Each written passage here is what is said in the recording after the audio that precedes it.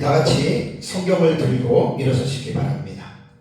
봉독해 드릴 하나님의 말씀은 고린도전서 15장 20절에서 24절 말씀까지를 봉독해 드리겠습니다. 이것은 하나님의 말씀입니다. 그러나 이제 그리스도께서 죽은 자 가운데서 다시 살아나사 잠자는 자들의 첫 열매가 되셨도다. 사망의 한 사람으로 말미암았으니 죽은 자의 부활도 한 사람으로 말미암는도다. 아담 안에서 모든 사람이 죽은 것 같이 그리스도 안에서 모든 사람이 삶을 얻으리라. 그러나 각각 자기 차례대로 되리니 먼저는 첫 열매인 그리스도요, 다음에는 그가 강림하실 때에 그리스도에게 속한 자요, 그 후에는 마지막이니 그가 모든 통치와 모든 권세와 능력을 멸하시고 나라를 아버지 하나님께 바칠 때라. 아멘. 네, 앉으시기 바랍니다. 네, 오전 예배 시간에는 세상의 마지막 날에 일어날 그 부활에 대해서 제가 말씀을 드렸습니다. 부활이라고 하는 것은 기독교의 교리에서 정말로 가장 중요한 교리죠. 십자가와 부활은 뗄래야 뗄 수가 없는 동전의 양면과 같은 교리이기 때문에 기독교는 십자가와 부활에 대한 그러한 올바른 이해와 믿음을 여러분 가지고 있어야 됩니다. 오전에 말씀드린 대로 이 부활론에 대한 이 사상은 신학적 입장에 따라서 차이가 있습니다. 그래서 대표적으로는 제가 이제 무천년의 부활론과 전천년의 부활론에 대해서 오전에 말씀을 드리고, 전통적으로 내려오는 역사적 전천년의 부활론에서 수정되어야 할 부분이 있다라고 제가 지난주에도 말씀을 드리고 이번 주도 말씀을 드리고 또 다음 주에도 이 부분은 너무나 중요하기 때문에 제가 이제 말씀을 드리는 겁니다. 그래서 간략하게 먼저 부활론에 대한 이제 종말론 입장을 정리를 해드리면, 무천년의 부활과는요, 예수님 초림하고 재림 사이에 이 신약 시대의 전 기간을 천년왕국으로 무천년은 본다고 그랬죠. 그리고 예수님이 재림할 때 성도들과 불신자들, 그러니까 성도들이 부활하고 불신자들도 부활하고 살아있는 성도들이 변화한다. 그 무천년의 입장에서 볼 때는 예수님 재림할 때 불신자들도 변화가 돼야 되는 거예요. 왜냐하면 죽지 않고 영원한 생명을 얻는 불신자들은 지옥 가고 또 믿는 자들은 천국 가야 되니까. 그러면서 예수님이 재림한 다음에 최후 심판, 크고 일보자 심판이 통해서 천국과 지옥으로 이렇게 나누어진다. 이게 이제 무천년의 부활관이에요. 역사적 전천년의 부활관은 초림이 있고 재림 때, 재림할 때 죽은 성도들의 부활과 살아있는 성도들이 변화된다라고, 이게 역사적 전천년의 이게 전통적인 부활관이에요. 지금까지 내려오는 역사적 전천년에서 말하는 게. 그 다음에 예수님 재림하면 여기서 이제 불신자들은 부활하지 않는다는 거예요. 예수님 재림 때는. 그리고 이제 천년왕국이 재림 후에 이 세상에서 있다가 천년왕국이 끝난 다음에 이제 불신자들의 부활을 역사적 전천년은 여기에서 이제 말을 하는 거예요. 그러니까 무천년은 성도들과 불신자들의 부활이 동시에 일어난다라고 보지만, 전천년은 재림할 때 죽은 성도들이 부활하고 천년왕국 끝나고 불신자가 부활한다. 그 다음에 이제 최후 심판과 천국과 지옥, 또 끝은 이제 무천년 똑같아요. 근데 이제 이것은 이제 오전에도 말씀을 드렸지만 성경을 정확하게 해석한 해석이 아니고, 이제 부활관이 잘못된 것이 어떻게 보면 2000년 동안의 기독교 역사를 통해서 역사적 전천년주의자들이 이 세상에 지금까지 사상이 내려오고 있다는 거예요. 그래서 내가 수정되어야 할 전천년의 사상에서는 뭐가 수정이 되어야 되냐면, 예수님이 재림을 하실 때 성도들의 부활 없습니다. 생존 성도들의 변화도 없습니다. 어떻게 수정이 되어야 되냐면, 예수님 재림할 때 환난 전에 순교자들만 부활합니다. 그 다음에 부활이 없어요. 그 다음에 이제 천년왕국이 이제 시작이 된 다음에, 역사적 전천년이니까 천년왕국이 끝나고 부활하는 대상이, 이때 우리는 성도와 불신자가 동시에 부활한다고 봅니다. 천년왕국이 끝난 후에. 그 다음에 최고의 심판, 천국과 지옥인데, 역사적 전천년의 전통적인 부활관이 이렇게 내려오다가 이렇게 수정되어진다라고 말입니다. 그렇다면 여기서 하나의 혼란의 야기가 되죠. 지금까지 특히 역사적 전천년은 역사적 전천년의 선구자인 이레네우스가 보았던 주장에 따라서 지금까지 예수님 재림하면 죽은 성도들이 부활하고 생존 성도들이 변화되어서 천년왕국을 들어간다라고 이야기를 했는데, 그리고 천년왕국의 불신자들이 부활한다고 했는데, 이거는 성경적인 해석으로 이것은 맞지 않습니다. 그래서 저는 역사적 전천년의 종말론을 따라가는 사람으로서 그동안의 전통적인 부활을 믿어왔던 역사적 전천년의 부활관이 성경적인 해석에서 문제가 있기 때문에 이제 이 부분에 대해서 수정을 제가 요청을 하는 거죠. 그러니까 이제 저뿐만 아니라 제가 배웠던 스승 민명수 목사님부터 배워서 또 연구를 하면서 이런 부분들은 책에도 다 기록을 해놨기 때문에 이제 수정되어야 할 부활관에 대해서 이제 말씀을 좀 이 시간에 드리는데, 그냥 무조건 틀렸다, 무조건 잘못됐다, 무조건 고쳐라, 그거는 논리적으로 맞지 않습니다. 왜 틀리느냐, 왜 잘못됐느냐, 그 근거를 성경을 가지고 들어와야 됩니다. 그래서 성경을 가지고 들어와서 성경이 그렇다고 하면 지금까지 내려왔던 어떤 신학적인 입장이나 그런 것들을 다 고쳐야 돼요. 그 잘못된 걸 끝까지 붙잡고 있으면 그건 틀린 거거든요. 그래서 지금까지 부활론의 혼란을 주고, 저는 보세요, 무천년하고 전천년은 아예 달라요. 결이 달라서 대화 자체가 불가능해요. 근데 역사적 전천년은 같기 때문에, 그러나 틀린 부분에는 수정되어야 할 부분들은 대화가 통하거든요.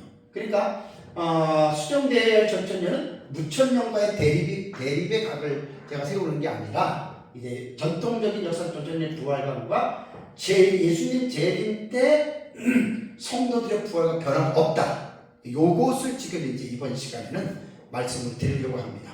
그렇다면 왜 역사적 전천년주의자들이 초대교회 교부부터 예수님이 재림하면 성도들이, 죽은 성도들이 부활하고 살아있는 성도들이 변화된다라고 그들이 주장할까요?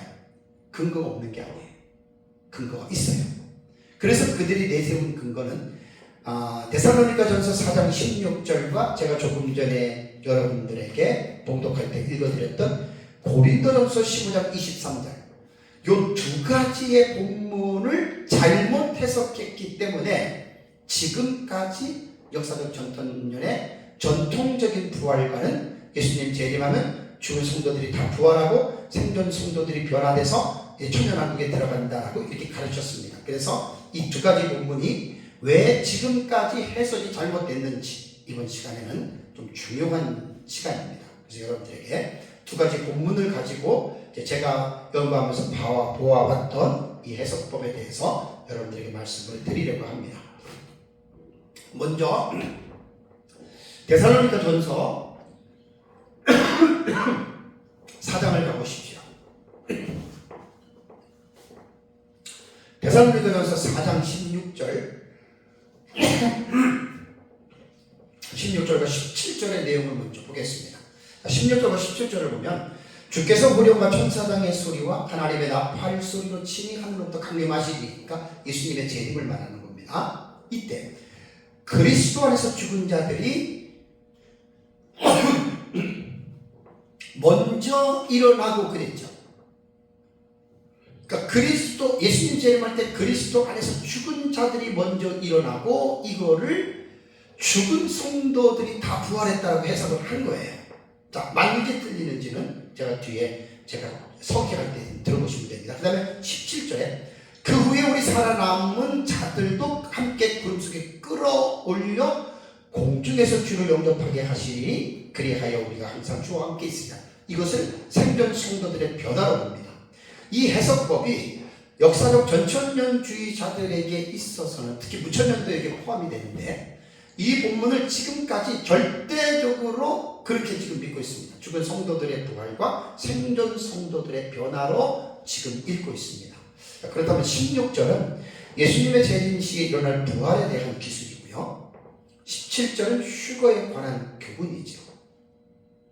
그런데 성경을 연구하다 보면 부활에 대해서는 성경의 어느 한 본문에 부활에 대한 전체의 내용이 기술되어 있지 않습니다. 다 부분적으로 나누어져 있어요. 제가 이제 다음 주에 신약 성경에 나타난 부활론에 대한 9가지 텍스트 본문을 여러분들에게 말씀을 드리고 그 9가지 본문을 가지고 연구했던 제 결과를 가지고 이제 다음 주에는 제가 부활에 대한 전체적인 그 전모를 여러분들에게 이제 말씀을 제가 드리려고 하는데 신약 성경 어느 곳에든지 간에 부활에 대한 교리를 전체적으로 묘사되어 있어요. 가장 많이 풍성하게 한 데가 고린도전서 15장입니다.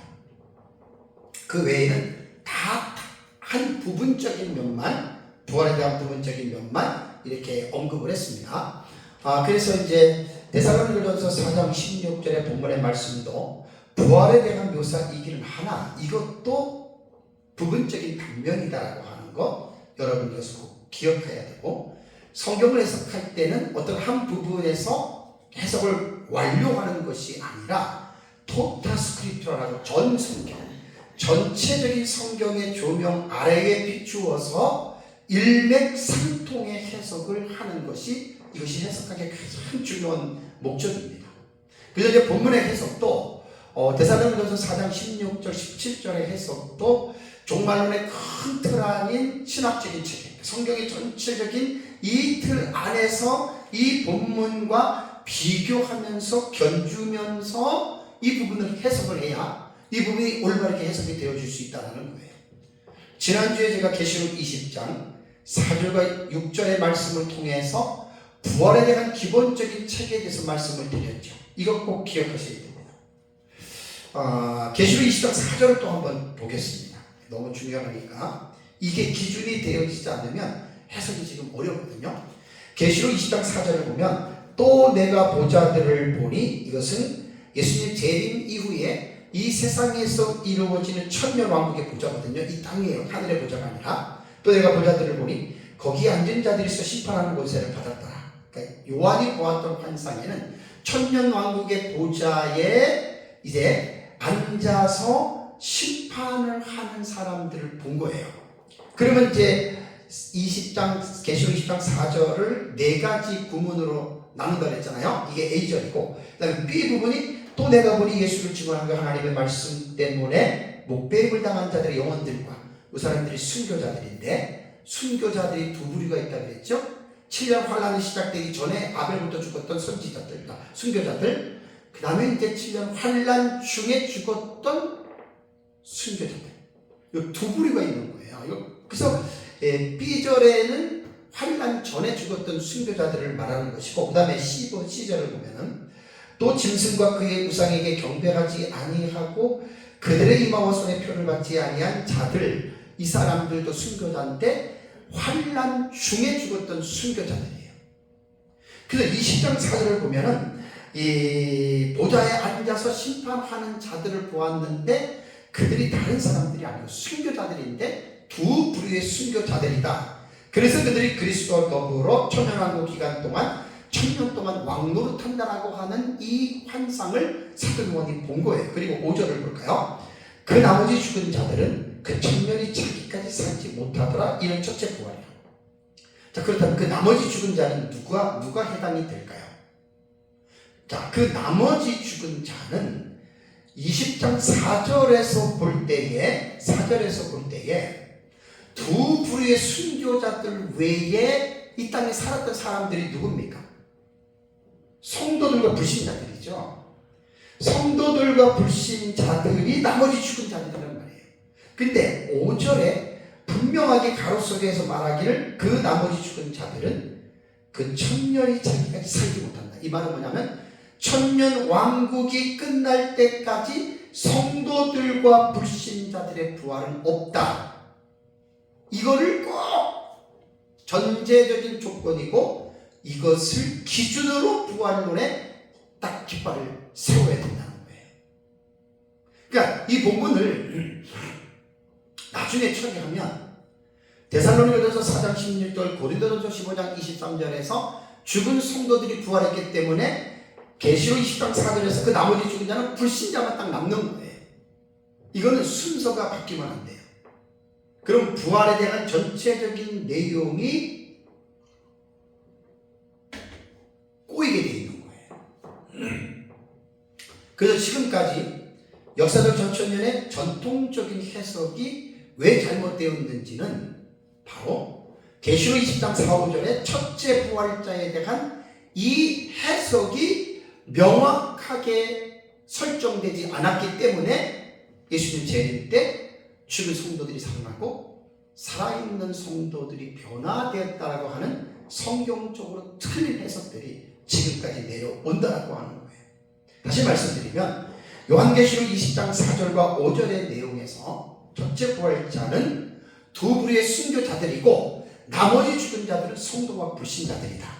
성도와 불신자들은 천년왕국이 끝날 때까지, 여기 보세요. 천년왕국이 끝날 때까지 성도와 불신자는 부활하지 못해요. 그러면 이제 예수님 재림 때 데살로니가전서 4장 16절에 그리스도 안에서 죽은 자들이 먼저 일어나고 그 사람들은 결론적으로 환난전 순교자들을 말하는 건데 이 부분에 대해서 제가 해석으로 들어가서 말씀을 드리겠습니다. 자, 우선 여러분 16절을 보면은 재림의 상황이 이렇게 말했어요. 주께서 호령과 천사장의 소리와 하나님의 나팔 소리를 치니 하늘로부터 강림하신다 그랬죠. 여기에 주께서 호령과 천사장의 소리와 하나님의 나팔 소리로 날 때 재림하시는데, 호령이라고 하는 켈류스마타이라고 하는 이 헬라어 단어는 부르는 소리 혹은 외침 혹은 신호 혹은 명령이라고 하는 뜻으로 번역이 됩니다. 그러니까 이 켈류스마타이라고 하는 이 켈류스마는 신약성경에 한 번 나오는 단어예요. 데살로니가전서 4장 16절에. 근데 오늘 본문에 보면 누가 이러한 호령을 하였는지 또는 이 호령과 천사장의 부름과는 무슨 관계가 있는지에 대해서는 함구하고 있기 때문에 우리는 자세한 의미를 알 수 없고요. 여기서 나오는 호령은 1차적으로 예수님의 재림을 모든 사람들에게 알리는 것과 죽은 자들을, 그리스도 안에서 죽은 자들이 먼저 일어난다고 했잖아요. 그들을 깨우는 것과 관련되어 있는 호령은 맞습니다. 두 번째 천사장이라고 하는 아르칸겔루라고 하는 이 단어가 있어요. 이거는 그 아르칸겔루스라고 하는 천사장의 소유격이에요. 남성 단수의 소유격. 그러니까 천사장의 소리가 되는 거죠. 이 아르칸겔로스는 신약 성경에 2번 나옵니다. 본전에 한번 나오고 유다서 1장 9절에 천사장 미가엘이 할 때 한 번 더 나와요.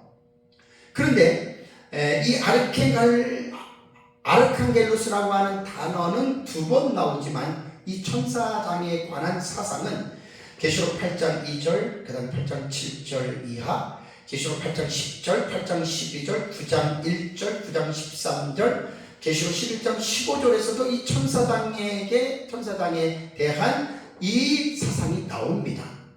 그래서 천사장에게 붙여진 독특한 이름은 가브리엘과 미가엘로 이렇게 이름을 붙입니다. 세 번째, 하나님의 나팔 소리로 온다고 했잖아요. 여기 보면 나팔이라고 하는 살핑크스라고 하는 말은 트럼펫, 나팔, 그런 소리입니다. 이게 신약 성경에 11번 나옵니다. 근데 본문에서 나오는 하나님의 나팔 소리는 사람이 부는 나팔이 아닙니다.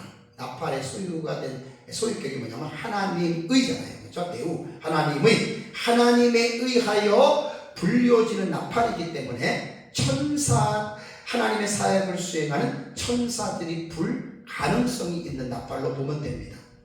그래서 성경에 나오는 나팔 소리 중에 이제 종말을 배경으로 불려지는 나팔 소리가 있는데, 이 나팔 소리에 대해서 분명한 이해를 가지고 있어야 됩니다. 이게 그 종말에 대해서 불려지는 나팔의 소리는 3가지로 분류가 됩니다. 3가지. 첫 번째는 뭐냐면 종말적 환란에 불리워지는 7나팔입니다. 계시록 8장 2절에 내가 보면 하나님 앞에 7 천사가 서 있어 7 나팔을 받았더라. 요 7 나팔이 불려질 때 이것은 예수님 재림 직전에 하늘에 불려지는 나팔을 말하는 것이고, 두 번째는 예수님 재림과 휴거 시에 불려지는 나팔이 있어요. 이게 데살로니가전서 오늘 4장 16절에 주께서 오리고 천사장의 나팔 소리로 할 때 예수님 재림할 때 불려지는 이 나팔 소리가 또 있고, 다음에 마태복음 24장 31절에도 그가 큰 나팔 소리와 함께 천사들을 보낸다. 재림할 때 하나님의 나팔 소리인데 이 나팔 소리는 큰 나팔 소리다 라고 재림 때 불려지고, 다음에 세 번째는 뭐냐면 마지막 날 부활에 불려지는 나팔이 있어요. 이게 아주 특이한 나팔입니다. 고린도전서 15장 51절에서 52절을 보면요, 보라 내가 너희에게 비밀을 말하노니 우리가 다 잠잘 것이 아니요 마지막 나팔의 순식간에 호련히 다 변화되리니 라는 말이 나옵니다.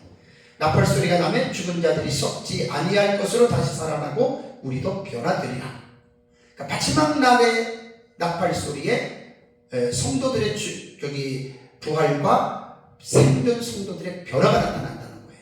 이건 보라마나 수정대열 전천년에서 천년왕국 끝나고 이제 이루어지는 그 내용으로 여러분 보면 됩니다. 그래서 마지막 나팔에 대해서 어떤 사람들은 계시록에 나오는 나팔 계시의 7번째 나팔이라고 말을 하는데 그거 아닙니다.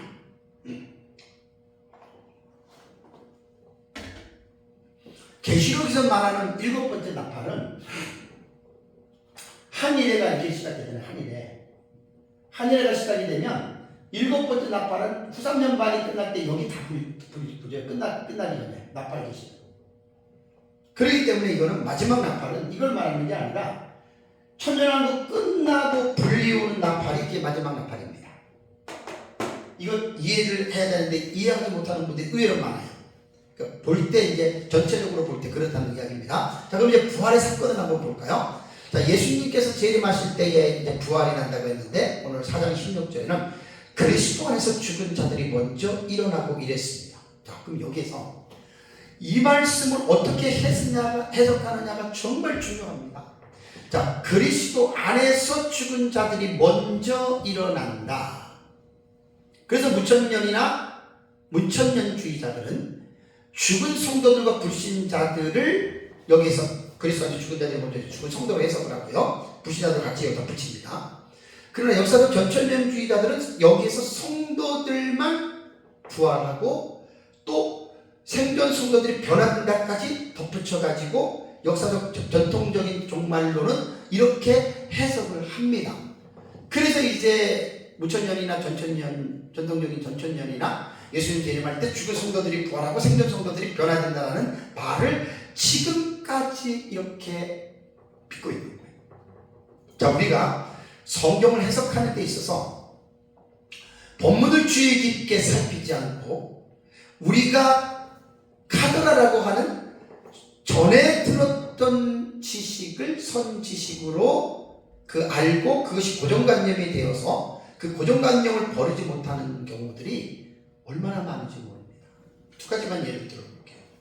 자, 노아가 방주를 지을 때 몇 년간 방주를 지었죠? 잘 모르는 사람들은 120년 동안 방주를 지었다라고 이야기를 합니다. 근데 창세기를 잘 읽어보십시오. 노아가 방주를 짓는 기간은 70에서 80년밖에 안 돼요. 그런데도 유명한 주경학자들의 주석들을 보면은 다 120년 동안 노아가 배를 만들었다고 하거든요. 아닙니다. 60년, 70년밖에 안 됩니다.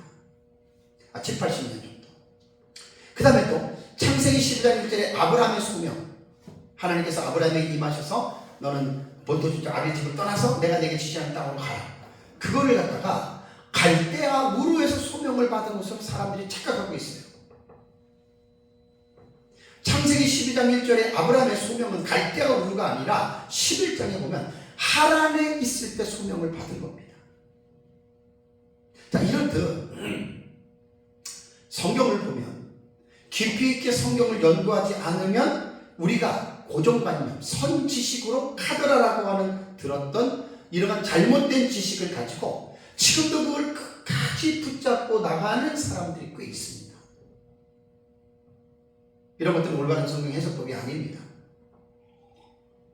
이와 같이 데살로니가전서 4장 16절에 예수 그리스도께서 재림하실 때에 그리스도에서 죽은 자들이 먼저 일어나는 대상을 모든 성도들이 부활로 보는 것은 성경을 올바르게 읽은 것이 아니다라는 말입니다. 자, 제가 이제 변론하겠습니다. 자, 본문을 정확하게 이해하는데 우선적으로 알아야 할 사실이 있습니다. 성경을 해석할 때는 서기를 통해서 원문에 대한 해석이 들어가지만 그 본문을 해석하기 위해서 필요한 신학적인 성경적인 지식이 필요할 때가 있어요. 바로 이 본문이 대표적으로 그러한 본문입니다. 자, 요한계시록을 보면은 그리스도 안에서 죽은 자들이 누구인지에 대해서 정확하게 두 가지 부류로 말하고 있어요. 사람들이 이런 것들을 생각들을 대부분 못하고들 있더라고요.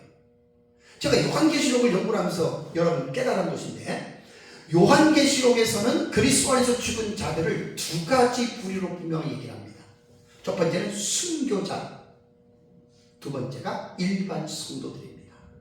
그렇다면 요한계시록의 순교자들의 무리를 특별하게 부각시키는데요. 순교자들에 대해서는 구절을 요한계시록에 말씀을 드릴게요. 계시록 6장 9절과 11절을 보시면 이게 다섯째 인을 뗄 때 나오는 사건이잖아요. 천상재단 아래에 모여있는 순교자들의 영혼들이 있죠. 이게 요한계시록 아니면 이런 걸 볼 수가 없어요. 이들을 결론적으로 말하면 이들이 환난 전에 순교를 당했던 자들입니다. 다섯 번째 인을 뗄 때는 환난이 진행되고 있는 중이에요. 그러니까 환난 중에 죽을 순교자들은 아직 나오지 않아요.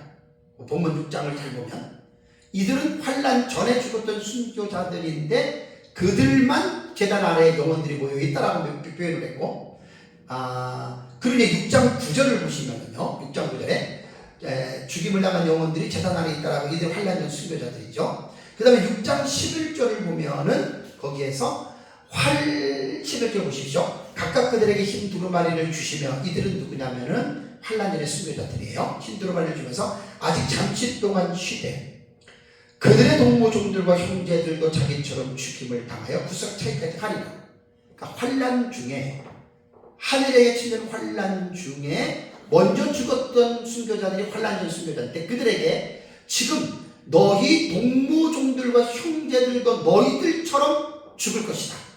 그래야 순교자의 수가 찬다. 지금 이 말이에요. 그러니까 계시록을 종말론을 모르는 사람들은 지금 이 말의 의미를, 본문을 처음 듣는 분들이 거의 다일 거예요. 그러니까 환난 전에 죽었던 순교자들이 있는데 환난 중에도 너희들처럼 순교를 당할 자들이 있다. 그래야 그 순교자의 수가 찬다. 이게 하나님이 말씀하시는 거예요. 다음에 계시록 11장 7절과 8절을 보면은 그들이 그 증언을 마칠 때에 이 두 증인들이거든요. 1260일의 사역을 마치고 무적에로부터 올라오는 짐승이 그들과 더불어 전쟁을 일으켜 그들을 이기고 그들을 죽일 터인지요. 두 증인이 1260일 사역을 마치고 죽어요. 이게 순교입니다. 그 요한계시록에는 또 하나 14장 4절을 볼까요? 14장 4절을 보면 이 사람들은 여자와 더불어 더럽히지 아니하고, 여기에서 이 사람들은 14만 4천입니다. 계시록 7장에서 14만 4천 이마에 인침을 받은 이스라엘 각 지파의 12,000명씩 12지파가 14만 4천이거든요. 상징으로 해석해야 됩니다. 그 14만 4천이 결국은 두 증인이라는 말이에요. 근데 두 증인들이 1260일 사역을 마치고 이들이 죽습니다. 이들의 죽음이 순교의 죽음인데, 이게 요한계시록 14장 4절을 보면 이 사람들은 이제 여자들로 더럽히지 아니하고, 4절을 보면 어린 양이 어두린 걸 따라가는 자며, 그 다음에 사람 가운데서 속량함을 받아 처음 익은 열매를 맺죠. 그죠? 이게 순교자라는 말이에요. 순교자. 이 본문에서만 제 책에 잘 주의를 해놨기 때문에 보시면 사람 가운데 속량함을 받아 처음 익은, 이게 바로 첫째 부활자예요. 그 다음에 계시록 20장 4절을 보면 아까도 말씀드린 대로 환난 전 순교자들과 환난 중 순교자들. 자, 위의 내용들을 볼 때 요한계시록에서는 그리스도인들의 죽음을 논할 때 하나님의 말씀과 예수의 증거들, 그들이 가지고 있었던 믿음의 증거들로 인하여 목숨을 빼앗겼던 순교자들을 요한계시록에서 무슨 4-5군데에 이들을 부각시키고 있잖아요. 그 그리스도 안에서 죽은 자들이 순교자가 있고, 그 다음에 이제 일반적으로 죽음을 당한 성도들을 여러분 우리가 생각을 하면 됩니다. 자연사든 병사든 사고로든 이제 성도들이 살다가 죽잖아요. 그러니까 제가 왜 이 말씀을 드리냐면, 데살로니가전서 4장 16절에 그리스도 안에서 죽은 자들이 먼저 일어난다. 보세요. 이 부분들이 대단히 중요합니다.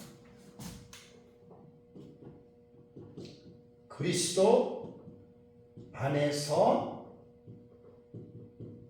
죽은 자들이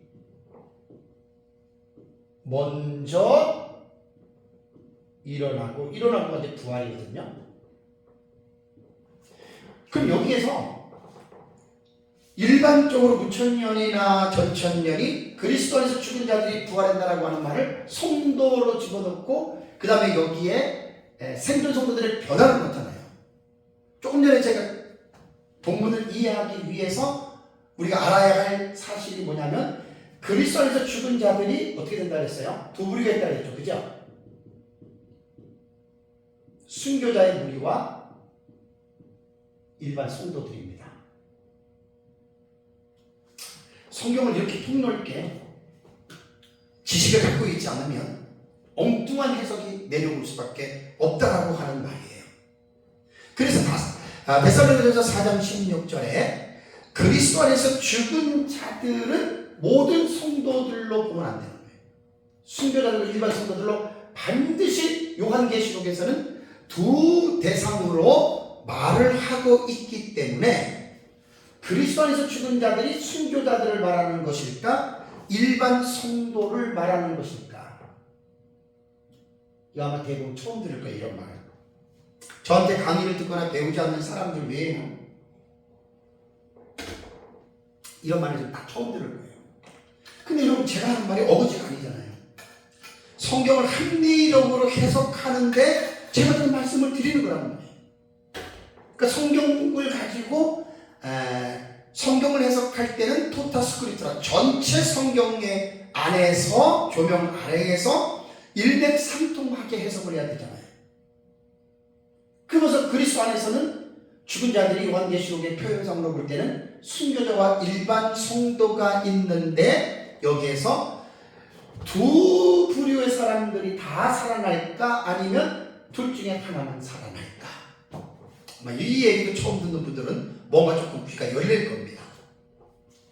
자, 그렇다면 여기에서 데살로니가전서 4장 16절에 보면은 그리스도 안에서 죽은 자들이, 요 단어를 먼저 읽어보세요. 먼저 보세요. 죽은 자들이 먼저 일어난다라고 말을 했습니다. 그러니까 계시록 20장 5절의 말씀을, 4, 5절의 말씀을 다시 한번 떠올리세요. 그래야 데살로니가전서 4장 16절의 말씀을 분명하게 이해할 수 있습니다. 그 나머지 죽은 자들은 그 천년이 자기까지 살지 못한다라는 말씀 속에는 천년 왕국이 일어나 있기 전에, 그러니까 예수님의 재림 때에는 성도들, 나머지 죽은 자들은 성도 불신자들이잖아요. 천년 왕국이 끝날 때까지 그 성도와 생존 성도들 부활과 변화 안 돼요. 그럼 여기에서 그리스도 안에서 죽은 자들이 먼저 일어난다라고 하는 말은 성도는 빠진 거예요.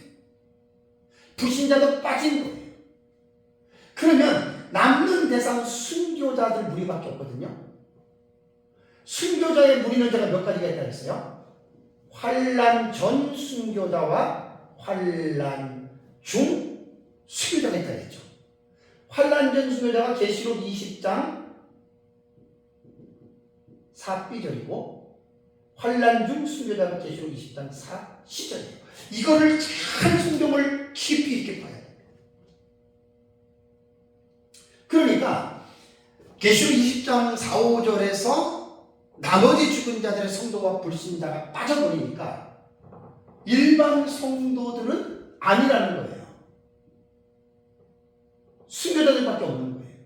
순교자들 중에서도 환난 전의 순교자나 환난 중의 순교자냐, 이 둘 중에 먼저 부활하는, 이 본문은 그렇게 이것이 제일 정확하다. 저도 성경을 연구하면서 깜짝 놀라는 거예요.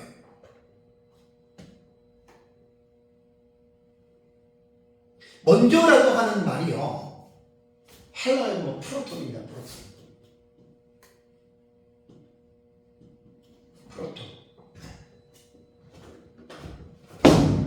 프로톤이거든요. 저게 프로톤이라고 하는 말은 뭐냐면 처음, 최초라는 뜻이, 이게 중성 부사예요. 부사.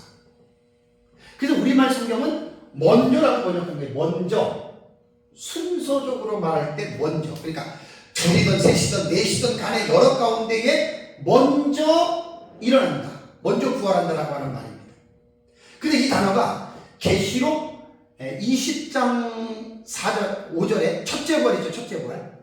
첫째 부활이라고 하는 말도 프로테거든요. 프로테. 요 프로테도 이 형용사로, 이거는 계시록 20장 5절에서는 프로테 형용사로 사용이 되었고, 그 다음에 데살로니가전서 4장 16절에서 부사로 사용된 거예요. 단어는 같습니다. 첫째, 처음.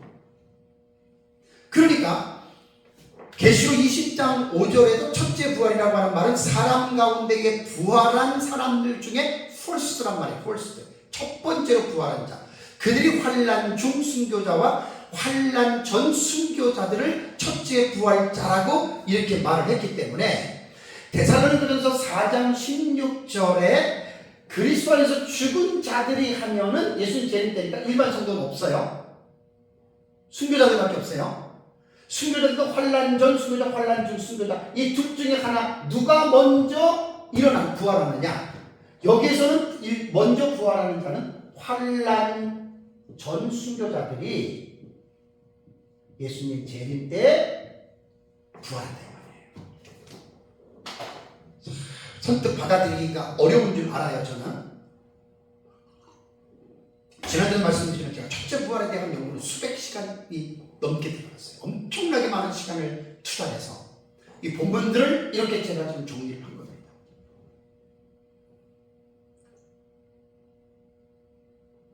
그렇다면 환난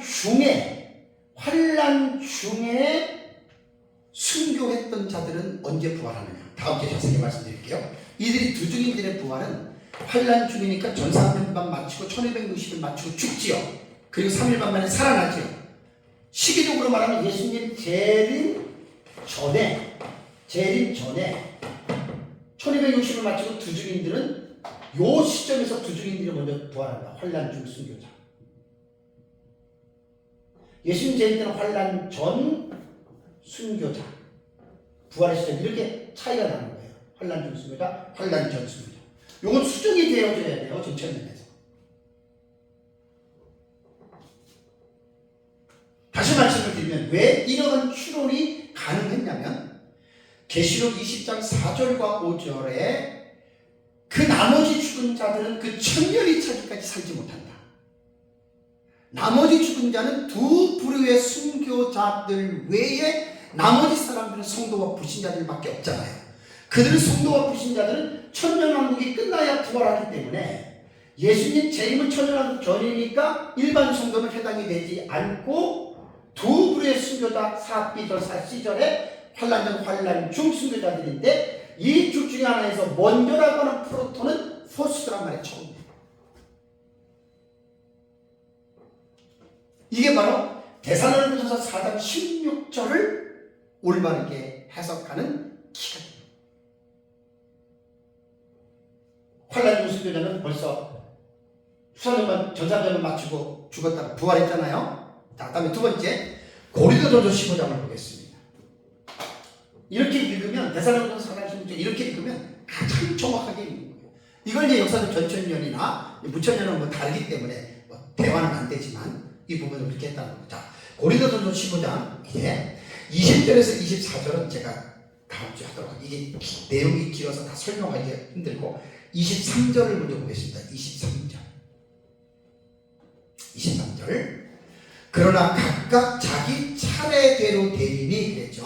각각 자기 차례대로 되리니 먼저는 뭐라 그랬습니까? 첫 열매인 그리스도요. 다음에는 그가 강림하실 때에 그리스도에게 속한 자요라는 말이 나오죠. 그 다음에 24절을 보면 그 후에는 마지막이니. 부활에 관한 본문에서 스콥이라고 하죠. 범위가 가장 부활에 대해서 넓게 서술한 곳이 고린도전서 15장입니다. 고린도전서 15장이 부활에 대해서 가장 폭넓게 했는데 여기서는 이제 뭐냐면 첫째 부활자에 대한 언급이 빠졌어요. 그래서 성경은 전체적으로 우리가 읽어야 되는 거거든요. 그래서 고린도전서 15장 22절과 24절에 부활의 순서에 대해서 지금 언급을 하고 있는데요. 부활을 차례대로 일어난다라고 바울은 고린도 교회의 성도들에게 이제 이것을 갖다가 지금 말을 하는 거예요. 그래서 본문에는 우선적으로 불신자는 여기에 뺐습니다. 왜냐하면 22절을 보면 그리스도 안에서 그랬죠. 그리스도 안에서. 아담 안에서 죽은 모든 것 같이 그리스도 안에서 모든 사람이 삶을 얻는다. 그러니까 여기 믿는 성도들에만 대해서만 부활에 대해서 말을 했다라고 하는 것을 우리는 본 문맥에서 여러분 그렇게 읽어야 됩니다. 불신자들에 대한 부활은 언급하지 않고요. 자, 부활은 차례대로 일어난다고 말했습니다. 23절에 뭐라고 했습니까? 각각 자기 차례대로 되리니. 자, 부활은 순서가 있다는 거예요. 그래서 여기 차례라고 하는 말이 타그마라고 하는 켈라어 단어입니다. 타그마는 신약 성경의 고린도전서 15장 23절 이곳에만 딱 한 번 나옵니다. 그러니까 이 차례라고 하는 이 타그마는 서열 중에서 각 개인이나 단체에 대한 특정한 위치를 가르치고 있는 거예요. 순서가 있어요. 서열이. 그래서 바울이 말하는 부활의 순서는 고린도전서 15장에는 세 단계로 말을 하고 있습니다. 자, 첫 번째가 누구라고요? 그리스도라고 말을 했습니다. 자, 여기서 말하는 부활은 일시적인 부활이 아니라 영원한 부활입니다. 영생적인 완전한 부활을 말하는 것입니다. 그래서 첫 열매는 누구냐? 그리스도다. 그래서 15장 20절을 보면은 그러나 이제 그리스도께서 죽은 자 가운데 다시 살아나사 잠자는 자들의 첫 열매가 되셨다. 이 15장 23절에도 그러나 각각 자기 차례대로 타그마 차례대로 되리니 먼저는 첫 열매인 그리스도요 그랬잖아요. 그러니까 부활의 순서는 첫 번째로 그리스도가 먼저 부활하는데 이것은 첫 열매다. 아파르케라고 하는 이 단어입니다. 그러니까 자연적인 소산물을 가르치는 말로서 문자적으로는 사용이 됐지만 본문에서는 그게 아니고 부활과 관련하여 처음이라는 순서, 처음에 부활한 자라고 하는 그 증인을 말할 때 이 첫 열매로 이제 사용이 됐습니다. 그러니까 예수님은 십자가에 죽으시고 사흘 만에 부활하셨죠. 부활로 끝난 게 아닙니다. 예수님의 부활은 신호탄으로서 예수님처럼 사람들도 부활을 한다라고 하는 이 순서를 지금 말을 하고 있는 거예요. 그래서 15장 23절을 다시 보면은 그러나 각각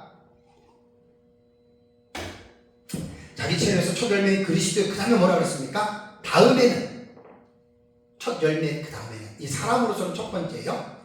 그가 강림하실 때에 그리스도에게 속한 자라 그랬죠. 그러니까 예수님 재림할 때 그리스도에게 속한 자가 사람으로서는 먼저 부활한다는 거예요. 그 다음에 24절에 그 후에는 마지막 부활이 있어요.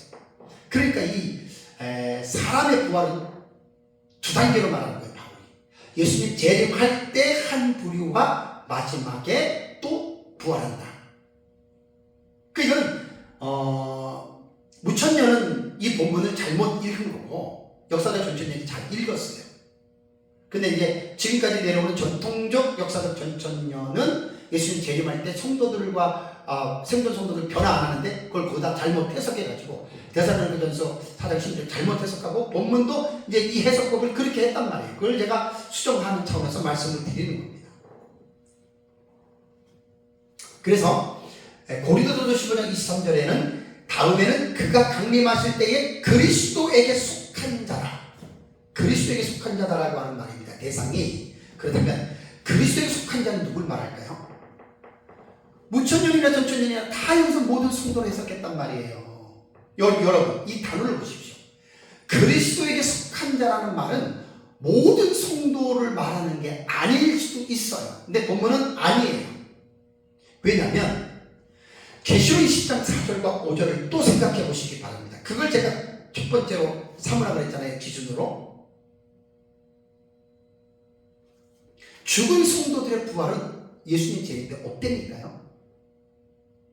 그러니까 그리스도에서 강림하실 때에 그리스도에게 속한 자는 계시록 20장 4절과 5절에 첫째 부활자 외 그 나머지 죽은 자들은 성도 불신자인데 예수님 재림 때는 이들을 빼야 되는 거예요. 아까 말씀대로 예수님 재림할 때 빼야 되는 거예요. 데살로니가서 4장 16절처럼 성도들을 빼야 되는 거예요.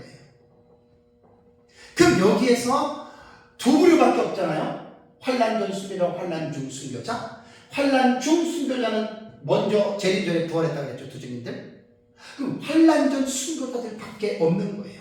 그러니까 이 고린도전서 15장 23절에도 그가 강림하실 때 그리스도에게 속한 자라고 하는 이 말은요. 속한 자라고 하는 이 말은 환난 전 순교자예요. 속한 자라고 하는 말이요.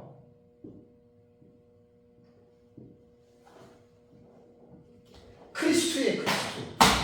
이게 단어죠.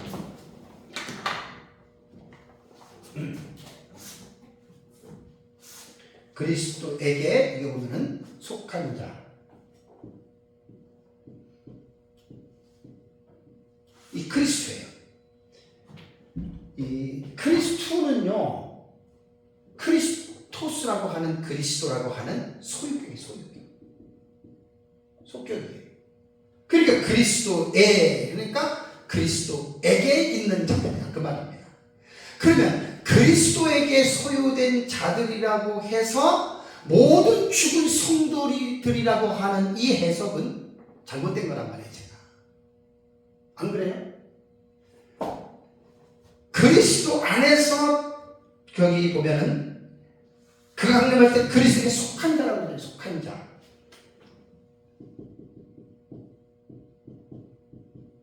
그리스도에게 속한 자, 그리스도의 소유격입니다. 그리스도에게 속한 자가 모든 성도들이 다 속했지만 이 종말론 본문을 잘 해석하다 보면 순교자들도 있고 일반 성도도 있다고 그랬잖아요. 이 개념을 먼저 설정을 하셔야 됩니다. 그래서 지금까지 우리가 알고 믿고 왔던 해석들이 무조건 다른 게 아니라 이렇게 성경을 자세하게 하나하나 깊이 있게 우리가 이렇게 보다가 보면은 고린도전서 15장 23절에도 그리스도 강림하실 때에 그리스도에 속한 자라고 하는 이 말은 죽은 성도들이 될 수가 없다는 거예요. 아까 말씀드렸잖아요. 데살로니가전서 4장 16절에도 그리스도 안에서 죽은 자들이 먼저 프로톤 순서적으로 성도 없어요. 환난 전 순교자, 환난 중 순교자들 중에 환난 전 순교자들이 먼저 프로톤 그들이 많이 부활하고 환난 중 순교자들은 그 전에 부활했고 모든 성도와 그 다음에 죽은 자들의 부활은 천년왕국 끝나고 이루어진다고 말이에요. 이게 성경적인 해석이거든요.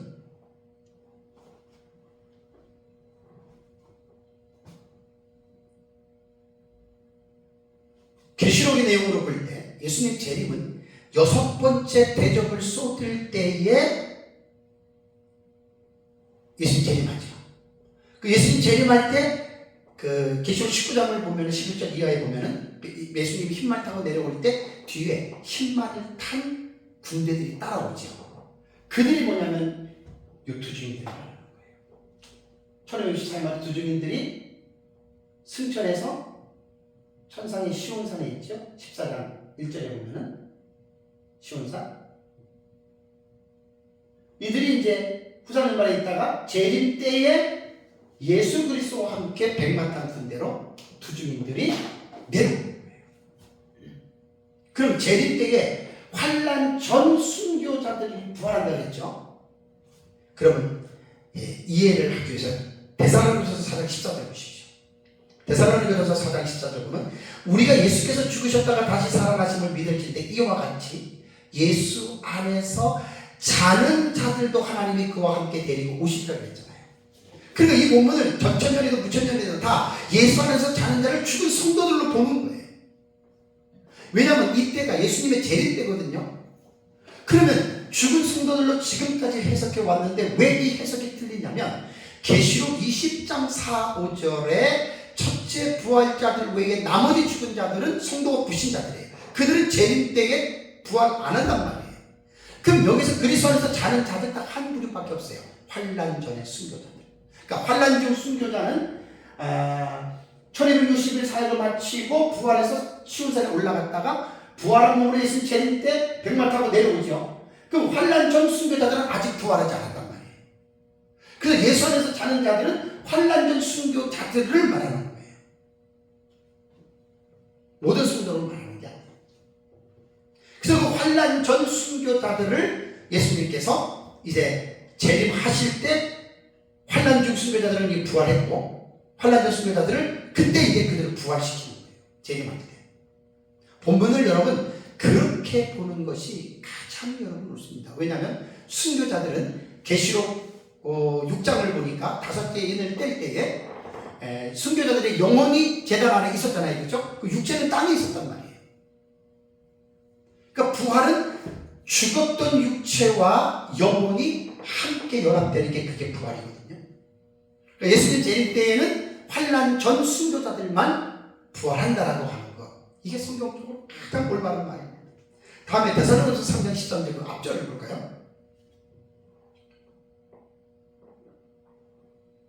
3장 13절에도 예수님이 재림하실 때에 뭐라고 했습니까? 너희 마음을 굳건하게 하시고 우리 주 예수께서 그의 모든 성도와 함께 강림하실 때에 하나님 우리 아버지 앞에서 거룩함에 흠이 없게 하시기를 원하노라.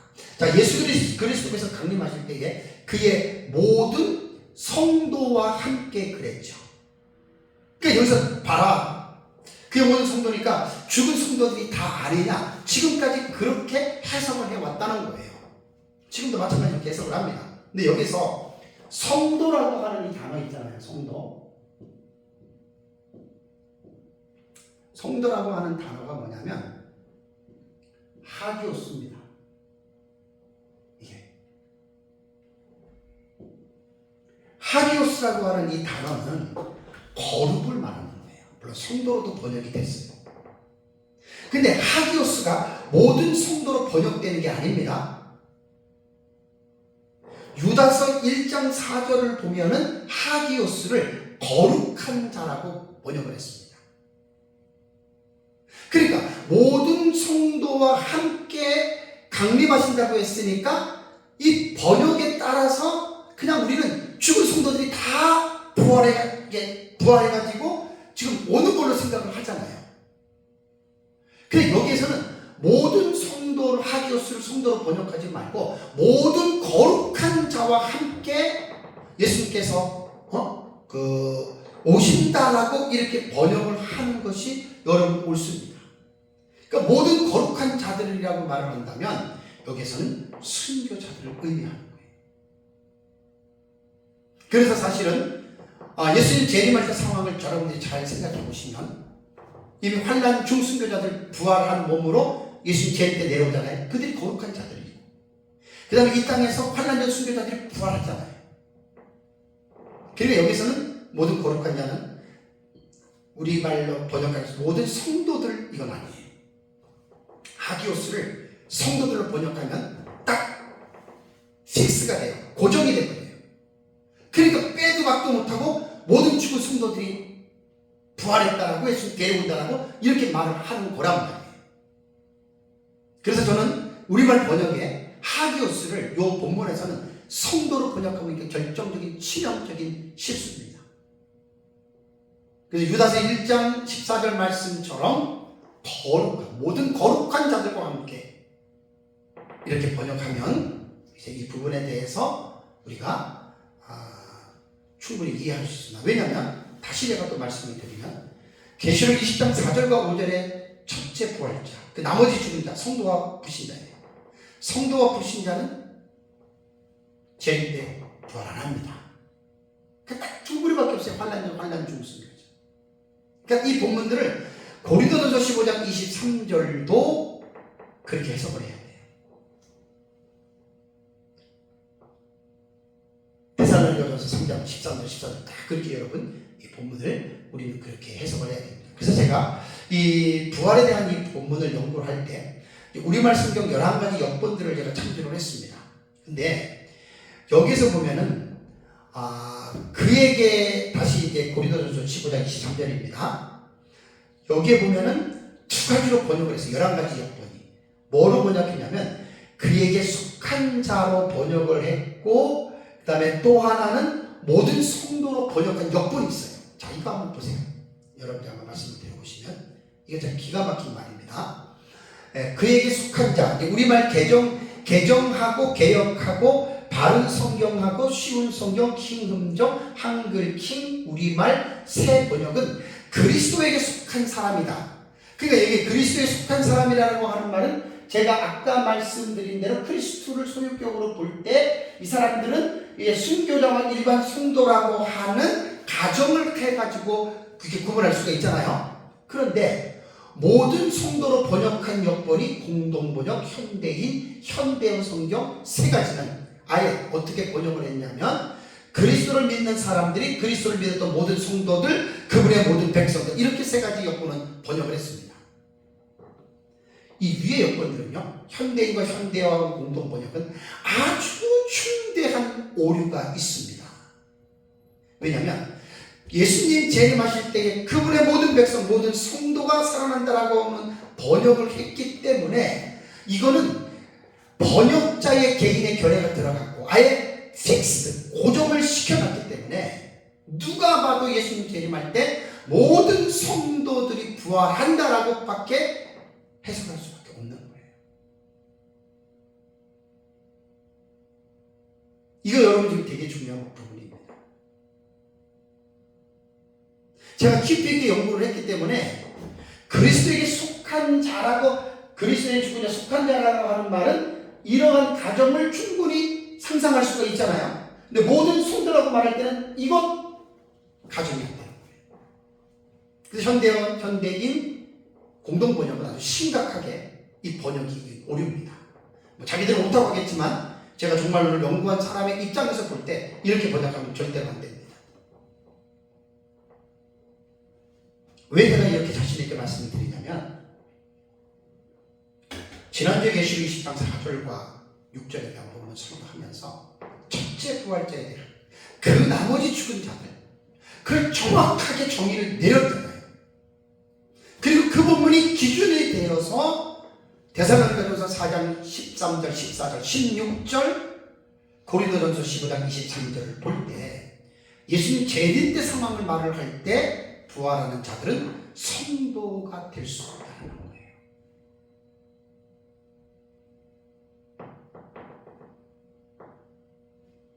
그래서 고린도전서 15장 그리스도에게 속한 자를 모든 성도들 이렇게 번역한 이런 성도들은 아주 치명적인 잘못을 범했다라고 하는 말입니다. 사랑하는 성도 여러분, 기독교 교리 가운데에 부활에 대한 교리는 매우 중요한 교리입니다. 성경에 기록된 부활 본문들 가운데에 부활에 대한 전체적인 내용을 기술한 본문은 없다고 했습니다. 여러 곳에 게시된 부활에 대한 본문을 부분적인 게시들로서 부활에 대한 정보를 이해하기 위해서는 부활에 대한 본문을 모든 것들을 다 모아서 전체적으로 정리를 해야 이해할 수가 있습니다. 저는 이제 이 작업을 몇 년 전에 이미 강의도 했고 준비도 했고 그렇기 때문에 이 부분을 말씀을 제가 드리는 겁니다. 성경에 기록된 부활에 대한 교리 가운데에 2000년 기독교 역사상 부활에 대한 올바른 정립이 이루어지지 않았다고 보는 것이 확실합니다. 특히 예수 그리스도께서 재림하실 때에 모든 성도들이 부활하고 생존 성도들이 변화한다라고 하는 말은 성경을 잘못 해석한 것이에요. 그래서 성경을 잘못 해석하는 데에 일조한 본문이 어디냐면 데살로니가전서 4장 13절, 14절, 16절, 고린도전서 15장 23절의 말씀을 지금까지 잘못 읽었다는 거예요. 왜냐하면 계시록 20장 4절과 6절에 대한 첫째 부활에 대한 본문이 없으면 괜찮아요. 그거 맞다고 봐야 돼요. 근데 계시록 20장 4절과 6절에 첫째 부활에 대한 본문을 정확하게 이해하게 되면 예수님 재림 때에는 천년왕국이 끝날 때까지 성도들과 불신자들의 부활은 없다라는 결론이 나옵니다. 그리스도인들은 부활을 믿고 소망하는 자들입니다. 사도 바울은 고린도 교회 성도들에게 예수 그리스도의 부활에 대해서 15장에 장황하게 설명한 다음에 마지막 결론은 5절에도 말씀을 드렸지만 고린도전서 15장 58절을 보면 그러므로 내 사랑하는 형제들아 견실하며 흔들리지 말고 항상 주의 일에 더욱 힘쓰는 자들이 되라. 이는 너희 수고가 주 안에서 헛되지 않은 줄 알미라라고 바울은 말씀을 했습니다. 우리는 부활의 소망을 갖고 사는 자들로서 부활에 대한 이 신앙을 견실하며 흔들리지 말고 붙들고 가시고요. 또 이 땅에 사는 날까지 항상 주의 일에 더욱 힘쓰는 자들이 되십시오. 왜냐하면 주의 일에 힘쓰는 자들의 수고가 결코 주 안에서 헛되지 않기 때문입니다. 부활의 소망을 가지고 또 믿음으로 승리하는 삶을 살아가시기를 주님의 이름으로 축복합니다. 다 같이 기도하겠습니다.